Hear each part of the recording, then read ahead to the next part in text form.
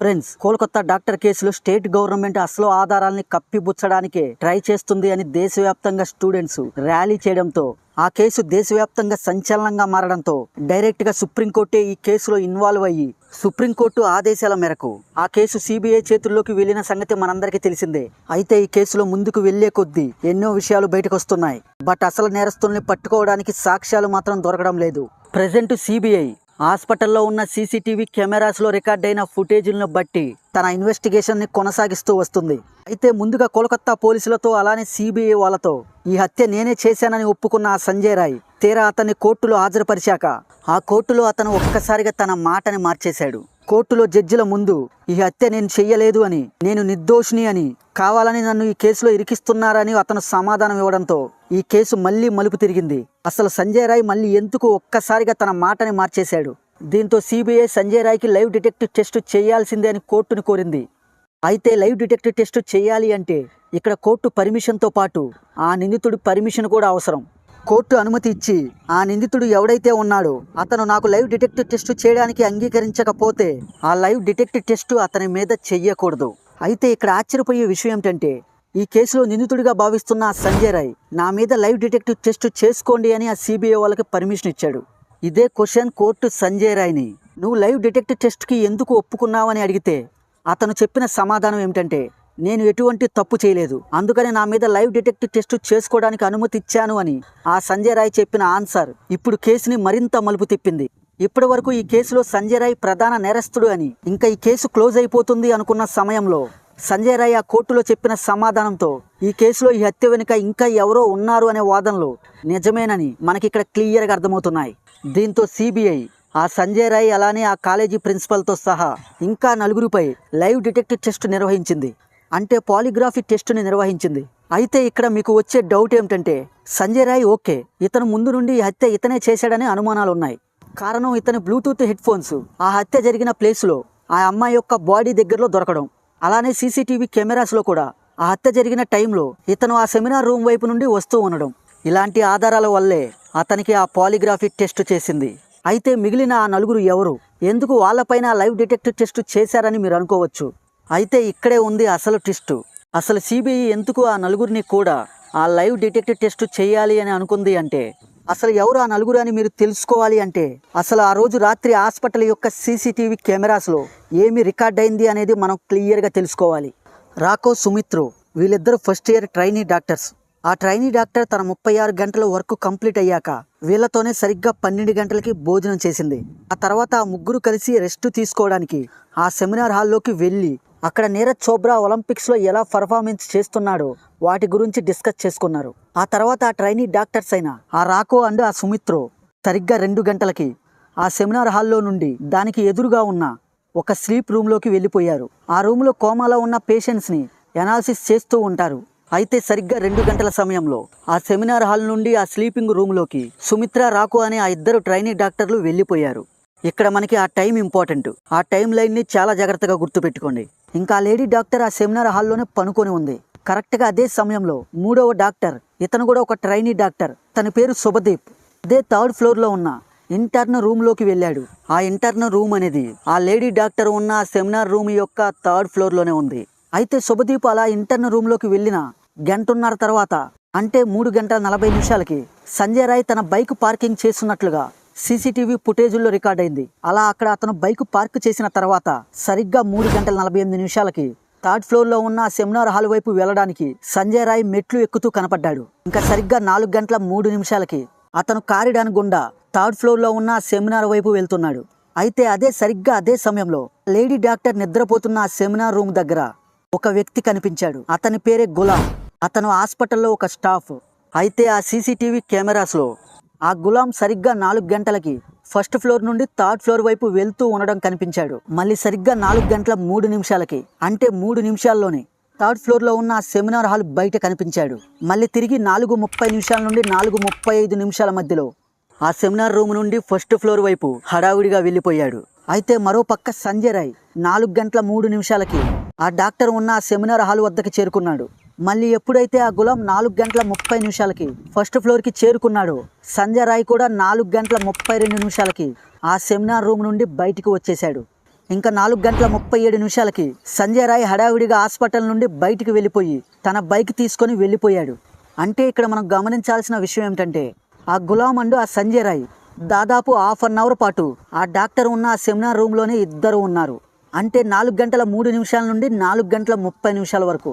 ఇంకా వీళ్ళకంటే ముందు ఆ జూనియర్ డాక్టర్స్ సుమిత్ర రాకో దాదాపు 2 గంటల పాటు ఆ లేడీ డాక్టర్తోనే ఉన్నారు. మళ్ళీ 2 నుండి 2:30 మధ్యలో ఆ ఇద్దరు జూనియర్ డాక్టర్స్ ఆ సెమినార్ రూమ్ నుండి బయటకు వచ్చేసి దానికి ఆపోజిట్లో ఉన్న ఒక స్లీప్ రూమ్లోకి వెళ్ళిపోయారు. మొత్తం మీద ఆ టైంలో ఈ 4 వ్యక్తులే ఆ సెమినార్ రూమ్లోకి వెళ్ళింది. అది 12 to 2, మళ్ళీ 4:03 to 4:30. ఇవే టైం లైన్స్. వీటిని జాగ్రత్తగా గుర్తుపెట్టుకోండి. మన వీడియో చివరిలో కన్క్లూజన్లో వీటి నుండి అసలు నేరస్తులు ఎవరో లాజికల్గా తెలుసుకునే ప్రయత్నం చేద్దాం. అయితే ఇక్కడ ఆ శుభదీపు ఆ ఇంటర్నల్ రూమ్లోనే ఉన్నాడు, కానీ ఆ సెమినార్ రూమ్ వైపు వెళ్ళలేదు. కానీ ఇతను కూడా 3rd ఫ్లోర్లోనే ఉన్నాడు కదా అని మొత్తంగా సంజయ్ రాయ్తో పాటు ఈ 4 మీద కూడా లైవ్ డిటెక్ట్ చేయాలి అని సిబిఐ కన్ఫర్మ్ చేసింది. సరే, వీళ్ళ 4 అలానే ఆ సంజయ్ రాయ్ ఆ సీసీటీవీ కెమెరాలో హత్య జరిగే సమయంలో ఆ 3rd ఫ్లోర్లోనే ఉన్నారు కాబట్టి వీళ్ళ మీద లైవ్ డిటెక్ట్ టెస్ట్ చేయడానికి ఆ సిబిఐ కన్ఫర్మ్ చేసింది. మరి ఆ కాలేజీ ప్రిన్సిపల్ ఆ టైంలో ఏ సీసీటీవీ కెమెరాలో కూడా రికార్డ్ అవ్వలేదు కదా, మరి ఎందుకు ప్రిన్సిపల్ మీద లైవ్ డిటెక్ట్ టెస్ట్ చేశారని మీరు అనుకోవచ్చు.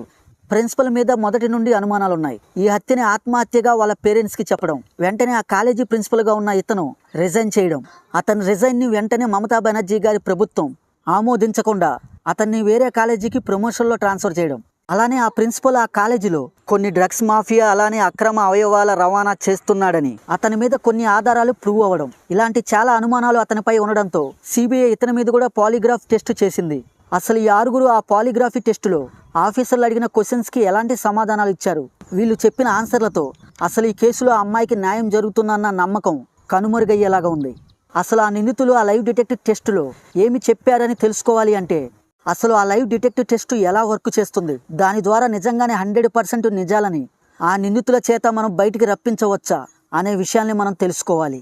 సాధారణంగా మనం ఒక వ్యక్తి అబద్ధం చెబుతున్నాడా లేదా నిజం చెప్తున్నాడా అన్న దాన్ని అతని కళ్ళను బట్టి, అతను పడే కంగారును బట్టి అతను అబద్ధం చెబుతున్నాడో నిజం చెప్తున్నాడో అంచనా వేస్తాం. కానీ కొన్నిసార్లు కొంతమంది అబద్ధం చెబుతున్నా వాళ్ళని అస్సలు కనుక్కోలేం. ఎందుకంటే అతను పైకి అబద్ధం చెబుతున్నా అతని బాడీ మొత్తం నార్మల్గానే బిహేవ్ చేస్తాడు. కానీ ఆ వ్యక్తి అబద్ధం చెబుతున్నప్పుడు కానీ అతని శరీరం లోపల మాత్రం కంగారు పడుతూనే ఉంటుంది. సో ఒక వ్యక్తి చెబుతున్నప్పుడు అతని శరీరం లోపల కలిగే మార్పులను బట్టి అతను నిజం చెబుతున్నాడో అబద్ధం చెబుతున్నాడో ఆ మిషన్ల ద్వారా కన్ఫర్మ్ చేసుకుంటారు. దీనినే లైవ్ డిటెక్టివ్ టెస్ట్ అంటారు. సైన్స్ భాషలో పాలిగ్రఫీ టెస్ట్ అంటారు. అతను చెబుతుంది అబద్ధము అంటే అప్పుడు అతని యొక్క బ్లడ్ ప్రెషర్ని నమోదు చేసుకోవడానికి అతని చేతికి పట్టీల్లాంటివి ఒకటి చుడతారు. అతని బ్రెయిన్ నుండి సిగ్నల్స్ని తీసుకోవడానికి అతని హెడ్కి ఎలక్ట్రోడ్స్ని కనెక్ట్ చేస్తారు. అలానే అతని శరీరంలోని శ్వాసలో వచ్చే మార్పుల్ని గమనించడానికి అతని గుండెకి ఒకటి చుడతారు. అలా వాటిని అతని శరీరానికి చుట్టి వాటిని పాలిగ్రఫీ మిషన్లకి కనెక్ట్ చేస్తారు. అంటే వీటన్నింటిని ఆ పాలిగ్రఫీ మిషన్కి ఇన్పుట్గా ఇస్తారు. అంటే అతని శరీరం లోపల జరిగే మార్పులని ఆ పాలిగ్రఫీ మిషన్కి ఇన్పుట్గా ఇస్తారు.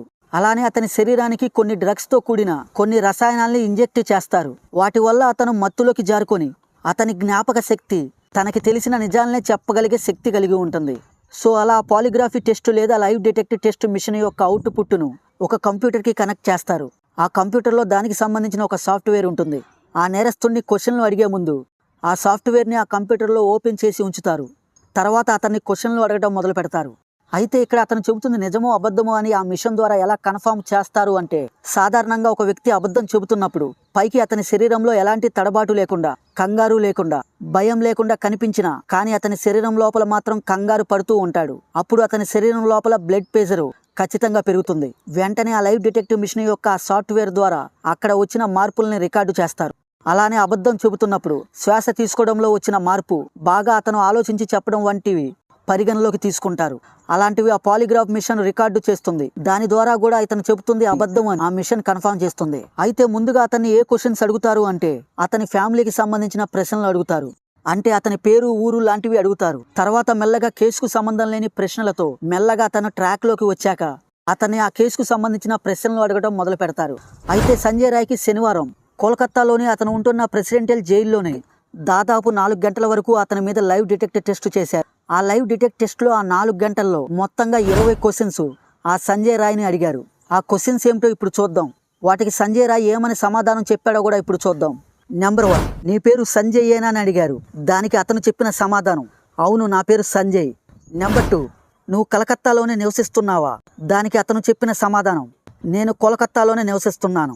నెంబర్ 3, ఆ ఇన్సిడెంట్ జరిగిన రోజు నువ్వు హాస్పిటల్లో ఉన్నావా? అంటే ఇక్కడ మెల్లగా కేసుకు సంబంధించిన ప్రశ్నలు అడగడం మొదలుపెట్టారు. దానికి అతను చెప్పిన సమాధానం, నేను హత్య జరిగినప్పుడు హాస్పిటల్లో లేను, నేను వచ్చి చూసినప్పుడు ఆ అమ్మాయి చనిపోయి ఉంది. నెంబర్ 4, ఇలా ఆ వ్యక్తి చెప్పిన వెంటనే మళ్ళీ వాళ్ళకి డౌట్ వచ్చి అతనికి సాధారణంగా తెలిసిన క్వశ్చన్నే మళ్ళీ అడిగారు. అదే నెంబర్ 4, నీకు మోటార్ సైకిల్ నడపడం వచ్చా? దానికి అతను చెప్పిన సమాధానం, నాకు వచ్చు. నెంబర్ 5, మళ్ళీ డైరెక్ట్గా ఆ కేసుకు సంబంధించిన క్వశ్చన్ అడగడం మొదలుపెట్టారు. నువ్వు ఆ డాక్టర్ని రేప్ చేసావా? దానికి అతను చెప్పిన సమాధానం, నేను ఆమెను రేప్ చేయలేదు, నేను ఆ రూమ్లోకి వచ్చేసరికి ఆ అమ్మాయి చనిపోయి ఉంది, అది చూసిన వెంటనే నేను అక్కడ నుండి వెళ్ళిపోయాను. క్వశ్చన్ నెంబర్ 6, మళ్ళీ ఆ ఇన్సిడెంట్కి సంబంధించిన క్వశ్చనే రిపీట్ చేశారు. నువ్వు అమ్మాయిని చంపావా? దానికి అతను చెప్పిన సమాధానం, మళ్ళీ 5th క్వశ్చన్కి చెప్పిన ఆన్సరే మళ్ళీ 6th క్వశ్చన్కి కూడా అదే సమాధానం చెప్పాడు. నేను ఆ రూమ్కి వచ్చేసరికి అక్కడ ఆ అమ్మాయి చనిపోయి ఉంది, నేను అది చూసిన వెంటనే భయంతో అక్కడ నుండి వెళ్ళిపోయాను. నెంబర్ 7, టమాటా ఏ కలర్లో ఉంటుంది?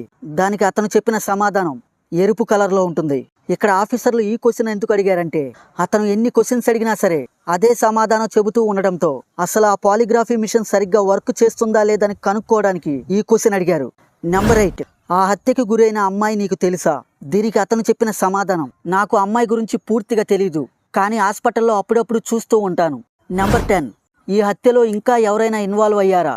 దీనికి అతను చెప్పిన సమాధానం, నాకు తెలీదు, నేను అక్కడికి వచ్చినప్పుడు అమ్మాయి చనిపోయి ఉంది. మళ్ళీ అదే ఆన్సర్ని రిపీట్ చేశాడు. ఈ హత్య జరిగిన తర్వాత మీరు హాస్పిటల్ నుండి పారిపోయారా? దానికి అతను చెప్పిన సమాధానం, లోపల కంగారు పడుతూ చెప్పాడు, నేను ఆ హత్య జరిగినప్పుడు అక్కడ లేను, నేను ఆ హత్య చెయ్యలేదు, నేను చూసినప్పుడు ఆ అమ్మాయి చనిపోయి ఆ రూములో కింద ఫ్లోర్ మీద పడి ఉంది.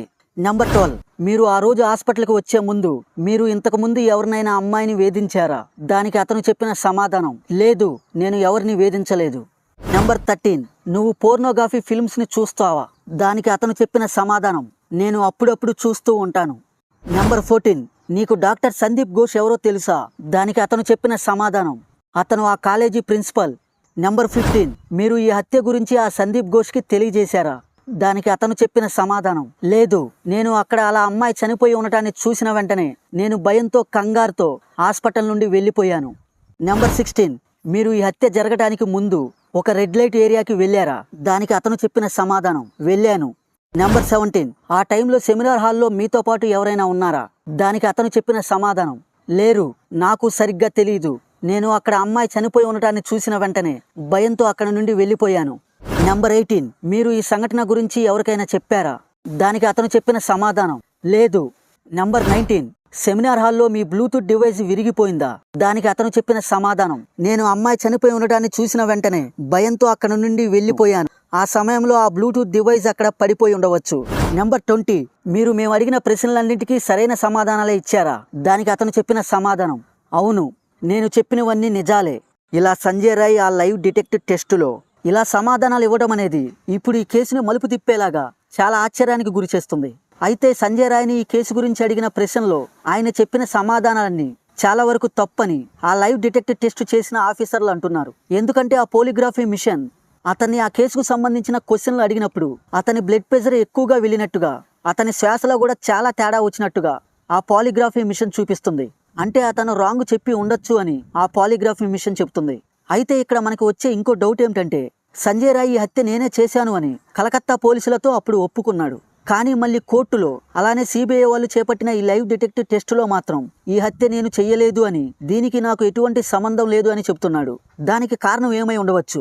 ఈ హత్య చేయించిన వాళ్ళు అతనికి డబ్బు ఆఫర్ చేయించి ఉండవచ్చు, లేదా మా పేర్లు చెబితే నువ్వు బయటికి వచ్చాక నిన్ను చంపేస్తామని అతన్ని బెదిరించి ఉండవచ్చు. అందుకని మొదట్లో సంజయ్ రాయ్ ఈ కేసు నేనే చేశానని చెప్పి ఉండవచ్చు. ఇప్పుడు ఈ కేసులో ఇతనికి ఉరిశిక్ష పడే అవకాశం ఉందని తెలిసాక ఇతను ఆ మాటను మార్చేశాడు. ఎటు నేను చనిపోయేవాడినే, నేరం ఒప్పుకున్నా ఉరిశిక్ష వేస్తారు, ఒప్పుకోకపోతే బయటకు వచ్చాక మళ్ళీ ఎటు వాళ్ళు నన్ను చంపేస్తారు అని సంజయ్ రాయ్ ఇప్పుడు ఇలా మాట మార్చడానికి ఇది ఒక కారణం అయి ఉండవచ్చు. ఇంకా కాలేజీ ప్రిన్సిపల్ విషయానికి వస్తే ఆ లైవ్ డిటెక్టివ్ ఆఫీసర్లు ఆ పాలిగ్రఫీ టెస్టులో ఆ ప్రిన్సిపల్ని మొత్తంగా 35 క్వశ్చన్లు అడిగారు. వాటిల్లో ఇప్పుడు కొన్నిటిని చూద్దాం. మీరు ఈ కాలేజీకి ప్రిన్సిపల్గా ఎప్పుడు అపాయింట్మెంట్ అయ్యారు? మీరు ఇంతకుముందు ఎక్కడ పనిచేశారు? ఆ రోజు రాత్రి జరిగిన సంఘటన గురించి మీరు ఎప్పుడు ఎలా తెలుసుకున్నారు?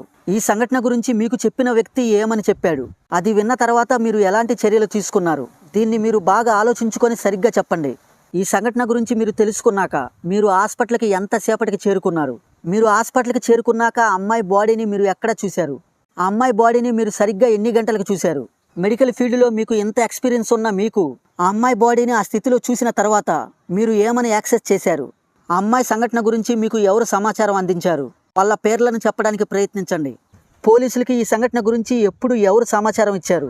పోలీసులు వచ్చి ఏమని చెప్పారు? పోలీసులు హాస్పిటల్కి ఎన్ని గంటలకు వచ్చారు? అప్పుడు వచ్చినప్పుడు మీలో ఎంతమంది అధికారులు అక్కడ ఉన్నారు? అమ్మాయి తల్లిదండ్రులకి ఎవరు సమాచారం అందించారు? వాళ్ళకి ఏమని చెప్పారు? ఆ అమ్మాయి ఫ్యామిలీ ఎప్పుడు హాస్పిటల్కి వచ్చారు? వాళ్ళతో ఎవరు మాట్లాడారు? అసలు అది ఆత్మహత్య అని మీకు ఎవరు చెప్పారు? ఆ బాడీని ఆ కండిషన్లో చూసిన తర్వాత ఎవరు దాన్ని ఆత్మహత్య అని అనుకోరు. దాని గురించి మీరేమంటారు? ఇంకా మెల్లగా కేసుకు సంబంధించిన క్వశ్చన్లు డెప్త్గా అడగడం మొదలుపెట్టారు. నిందితుడు ఎంతకాలం అక్కడ పనిచేస్తున్నాడు? నిందితుడు సంజయ్ రాయ్ని మీరు మొదట ఎప్పుడు కలిశారు? ఆయన గురించి మీకు ముందే తెలుసా? హాస్పిటల్లో ఆయన ఏం పని చేస్తాడో మీకేమైనా ఐడియా ఉందా? ఒక సీనియర్ డాక్టర్గా మీరు అక్కడ ఒక క్రైమ్ జరిగిందని, దాని ఆధారాలన్నీ చెడిపోకుండా ఆ ఏరియాని ఎలా సంరక్షించాలో మీకు ఖచ్చితంగా తెలిసి ఉండాలి. అయినా అది మీరు చెయ్యలేదంటే ఇలా చేయొద్దని మీకు ఎవరైనా చెప్పారా? ఆ బాడీని పోస్టుమార్టం చేసిన డాక్టర్లతో మీరు మాట్లాడారా?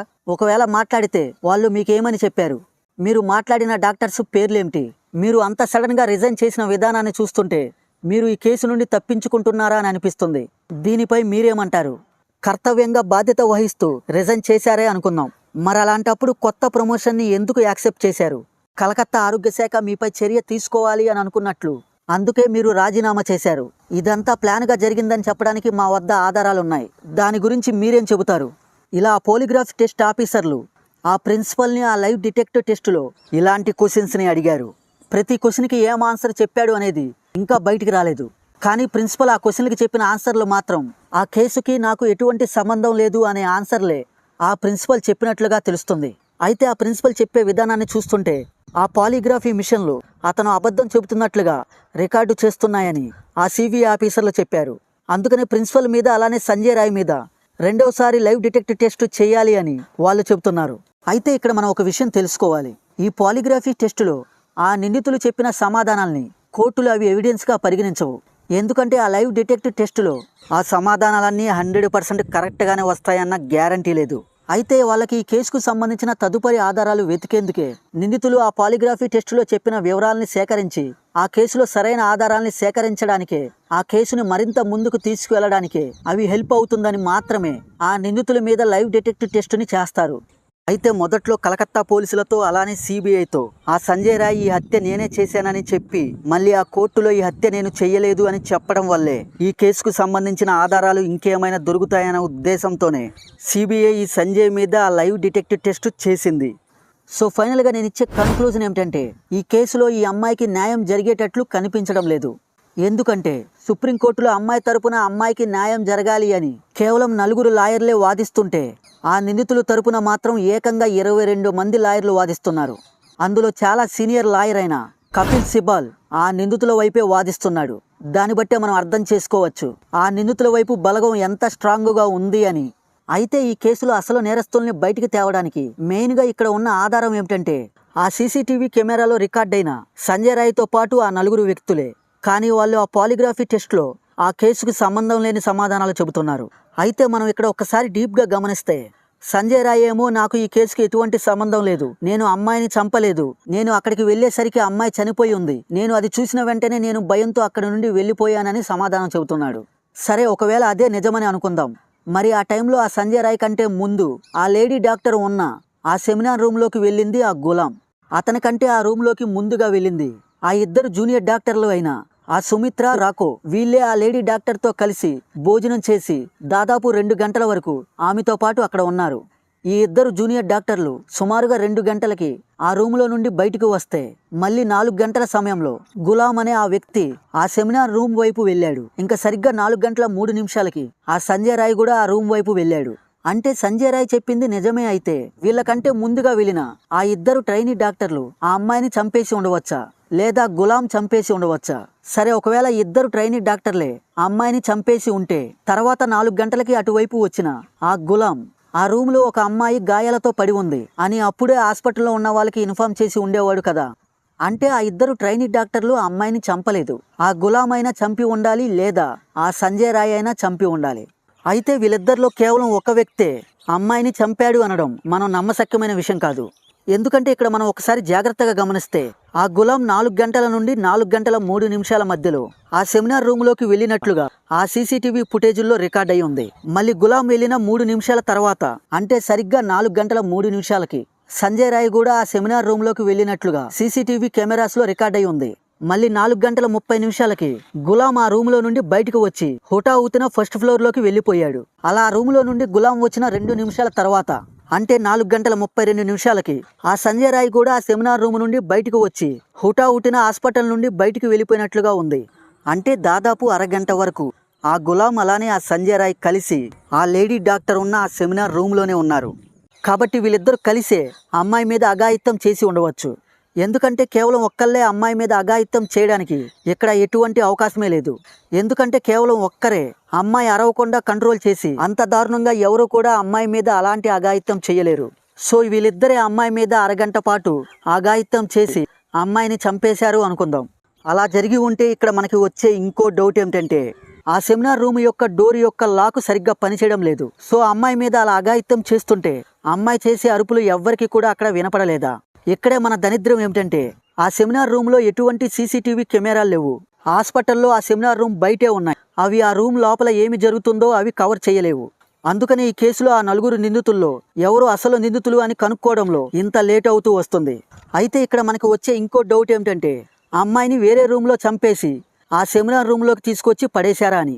సో ఒకవేళ అలా జరిగి ఉంటే చనిపోయిన అమ్మాయిని ఆ రూమ్లోకి తీసుకొచ్చేటప్పుడు అది కూడా ఆ సీసీటీవీ కెమెరాస్లో రికార్డ్ అయి ఉండాలి కదా.